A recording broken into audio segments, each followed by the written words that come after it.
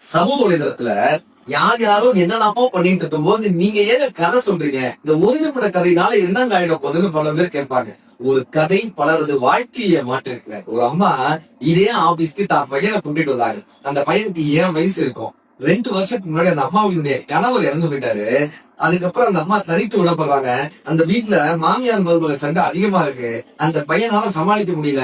அம்மாவை கொண்டு போய் முதியோர் இடத்துல விட்டுட்டான். ஒரு 3 மாசம் 4 மாசம் அப்புறம் தான் அவங்க ஒரு ரியலைசேஷன் வந்திருக்கு. நான் கொஞ்சம் விட்டு கொடுத்து போயிருக்கலாம், நான் கொஞ்சம் பொறுமையா இருந்திருக்கலாம், இனிமே என் பேர பிள்ளைகளை நான் பார்க்கவே மாட்டாங்கன்னு அந்த அம்மா வருத்தப்பட்டு இருக்காங்க. ஒரு 8 மாசம் 9 மாசம் கழிச்சு அந்த பையன் வந்து, அம்மா என்ன ஆனாலும் பரவாயில்ல, நீ வீட்டுக்கு வாமான்னு அழைச்சிட்டு வந்துட்டான். 2 நாள் கழிச்சு அந்த அம்மா கேட்டுருக்காங்க, என்னப்பா ஆச்சுன்னு. அந்த பையன் என் வீடியோ எடுத்து காமிச்சாங்க. இவருடைய பேச்ச கேட்டேன். நான் ஒரு வீடியோ போட்டிருந்தேன், அம்மாவை பத்தி பட்டினத்தாருடைய பாடம் எல்லாம் வச்சு அம்மாவை பத்தி ஒரு வீடியோ போட்டிருந்தேன். அந்த வீடியோ அந்த பையனுடைய மனசுல ஏதோ ஒரு மாற்றத்தை உருவாக்கி இருக்கு. அந்த அம்மாவை முதியோர்ல தெரிந்து போட்டு விட்டாங்க.